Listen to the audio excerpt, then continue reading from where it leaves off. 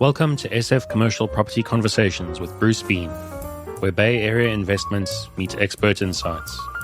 Get ready to unlock the strategies of commercial real estate success.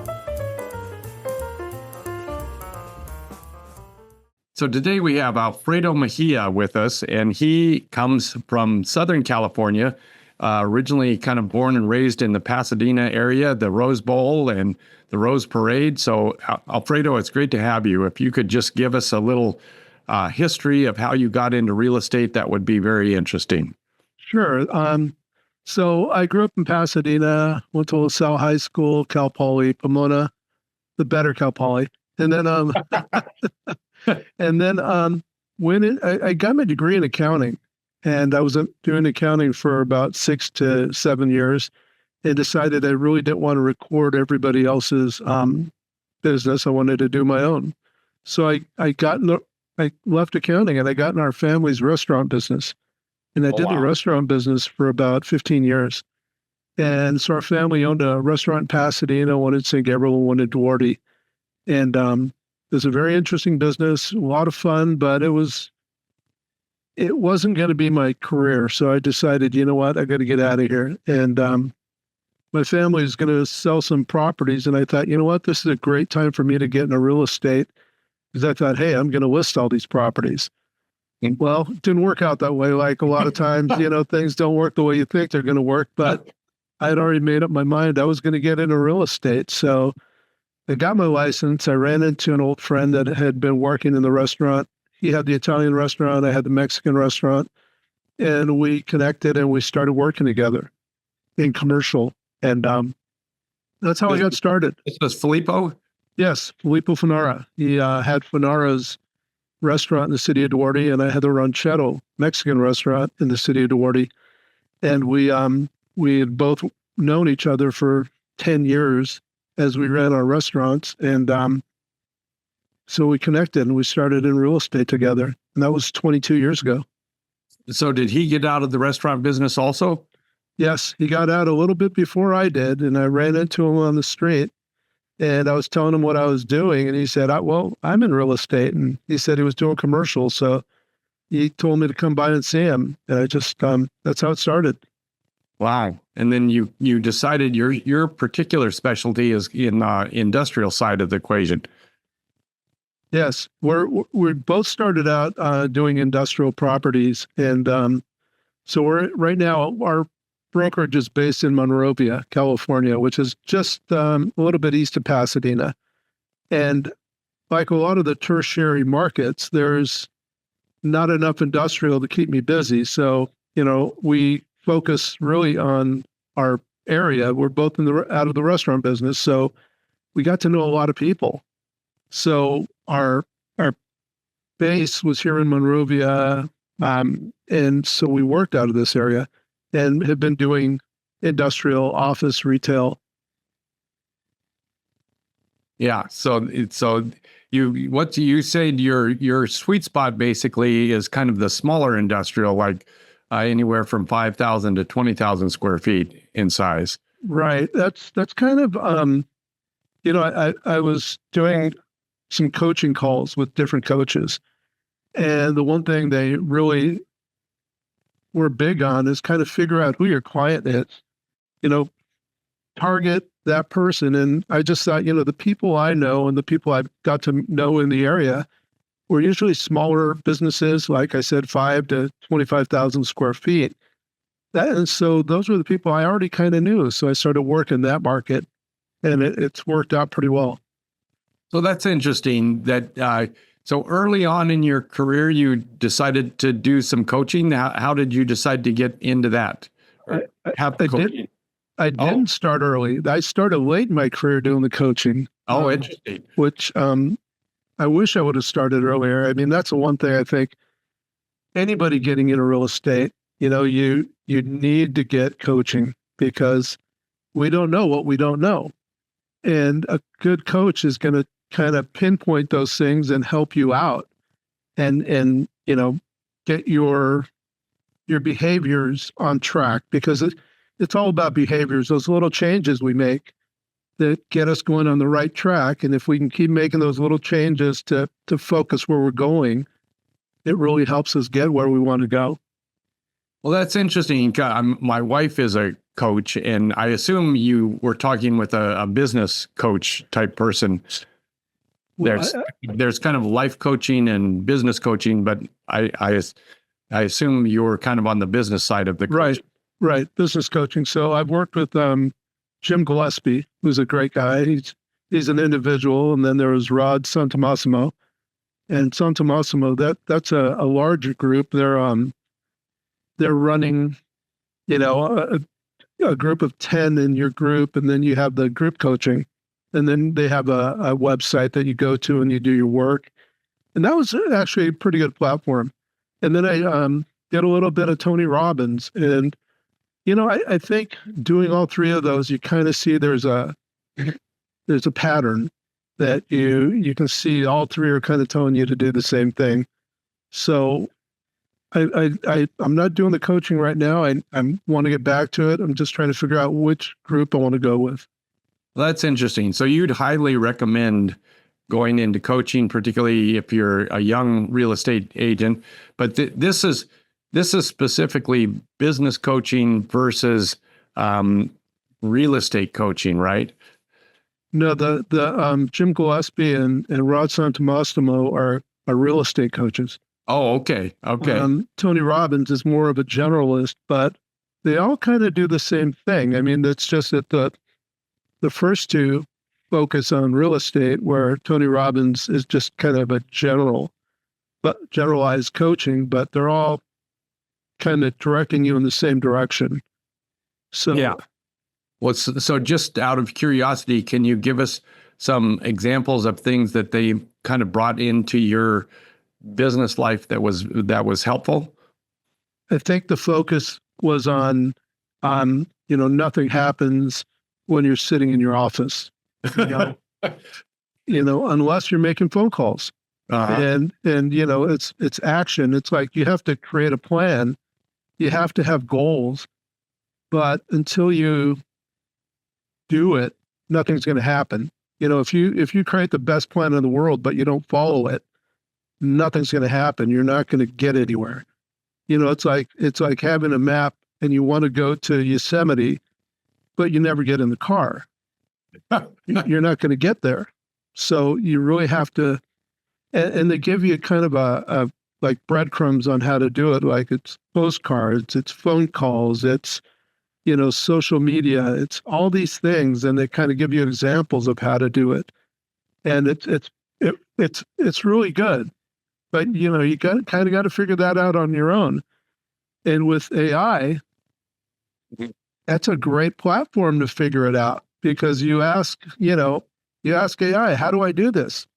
It's kind of like going to YouTube and looking it up. It's got all the examples, and it does a lot of the work for you. So do you use ChatGPT? What AI platform do you use? I've been using ChatGPT and mostly kind of to fix my letters.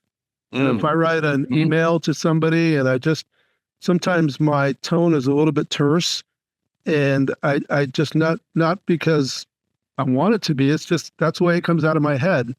So I'll throw it in a ChatGPT and it cleans it up. It makes it really nice and soft and it's not offensive.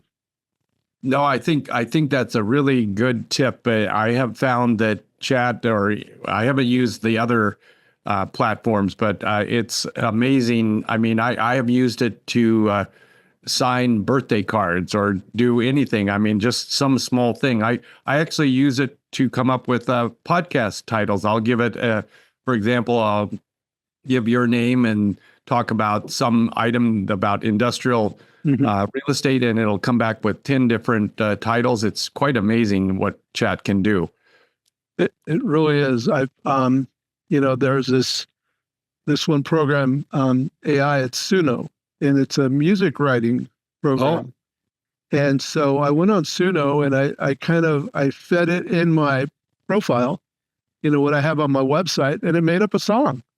And so, here I've got this song about me, and it's my profile that's on, my website. And it's kind of interesting. It's actually kind of catchy. And I'm like, and the neat thing is you can kind of say, okay, this is my profile, but I want it to be about this, but also about what I like to do, like camping. Like here behind me is San Clemente, right? So Yeah. I like to go to camping. And so we'll go to San Clemente and walk to the pier. So I can weave all that into this song, and it comes out with this song that's like, wow, that's an amazing song. And it talks about my personal and my business. And it just really kind of makes me more relatable, I think. So have you used this song for marketing or anything? Not yet. I'm trying to figure out how to do that. But I did put it in LinkedIn. Oh, that's interesting. Yeah. Okay. Did you get some response from LinkedIn? Not really, Yeah. but that was okay because it wasn't the best song that I put in there, but it was interesting, Well, I assume that it not only it did the lyrics, but it also did the melody and the Oh yeah. music and everything. The melody, you can say I want it written in a Western theme, a rap theme, a rock and roll theme, do it in the, do it something like Bob Dylan. It's really amazing. Well, I think going back to coaching for a minute, I think for people that are getting into real estate that are not going into a big firm that has sort of an internship or a mentoring program, that finding a good real estate coach could be invaluable to try and help boost your business and help you along the way. Absolutely. I mean, if you don't have a large firm, or you're going into a firm that doesn't have a platform, or it doesn't have brick and mortar, and who do you talk to? Who do you work with? Who's going to lead you down the road, show you how to do that first deal? It's impossible. So you need to have a decent coach, a CRM. If you don't have a CRM, you're not in business, because you can't keep track of your clients. You can't keep track of who you've talked to, who you've mailed. You can send out these blast emails out of your CRM, and it shows you who opened it, and you can make a group out of that, and then you can mail them again. I mean, a CRM is invaluable, but you have to find the right one. Okay, there we go. So which one do you use? I use RealNex. Oh, okay. Is that RealNex? specifically for real estate? It is. It's specifically for real estate. The company itself, I've used Salesforce. I've used like 4 or 5 different CRMs, and maybe they were kind of in their infancy and they were trying to get to where they are now, but this was the only one I found that kind of was integrated. So it has a listing side. It's got a communication side where I can do all my emails. It's got the CRM where I can keep track of all my clients. It's got another part that is that will do like maps for me when I want to go do a tour with a client. It'll send out the tour package, and then it's got the last thing is the sales side where you can do the deal. It's like a deal room. Oh wow! And so it's got all this stuff, but I haven't gotten to use it all because there's so much. Wow! It's a great CRM. So I know that a lot of people complain about CRMs in that it takes so long to get the information into the platform or loading up all the data and so forth. Mm-hmm. So has that been a problem? Not really. You can download most of your information off of your, everybody's got Outlook, and you can download a lot of that information from Outlook onto an Excel file. And from that Excel file, you can dump that into your CRM. The only problem is when you dump all that stuff in there, a lot of it's just going to be junk that you don't want in there. So you have to be very careful. So it's almost good that it takes time to fill up the CRM, because you're putting good information in there. You don't want to just put trash in there, because then it becomes problematic. Right. You junk in, junk out. Exactly. So that's very, very helpful. So typically you're doing transactions, you decided that you're not going to really grow your real estate firm. You want to kind of just stay small and keep with what you've got. And I think for a lot of people, that's probably a great strategy. If you've got a great team, why try and expand it and make it, it may become more complicated. You have to spend more time coaching people or teaching people. It becomes problematic. Yes. I mean, we've got 5 on our team. Me and Filippo have been working together for the last 22 years. We've known each other for 35 years, but it's like a marriage. You know, you're working with this person, and we come to the office every day. We came in every day, even during COVID. We had our office open. And so we were together every day, and we come into the office all the time. So you've really got to get along with your partners and be able to work with them. And even though we have our disagreements, and they can be pretty big disagreements, at the end of the day, you've got to be reasonable and be able to work with people. So it's been good. And I don't want to be, I'm not looking to hire other brokers and become a large group, because that's just not who I am. I can barely manage myself rather than managing a bunch of people. I can relate to that. So what's your sort of crystal ball saying these days? You got any predictions for the future? How do you think it's going to go here in the next year or so? I think it's going to be good. I really do. I've been very busy these last 6 months. And I think that, with interest rates coming down a little bit, I just got out of a meeting about insurance. Insurance is going to be a problem for a little while longer, maybe another year. But after that, it's going to kind of settle down, is what the real estate or the insurance broker was telling us. The only thing I see in California that is going to continue to be an issue is environmental. Yeah. And environmental is really killing a lot of deals right now, because, Southern California, where I am, there was a lot of, either it's a dry cleaner or it was a machine shop. We did a lot of military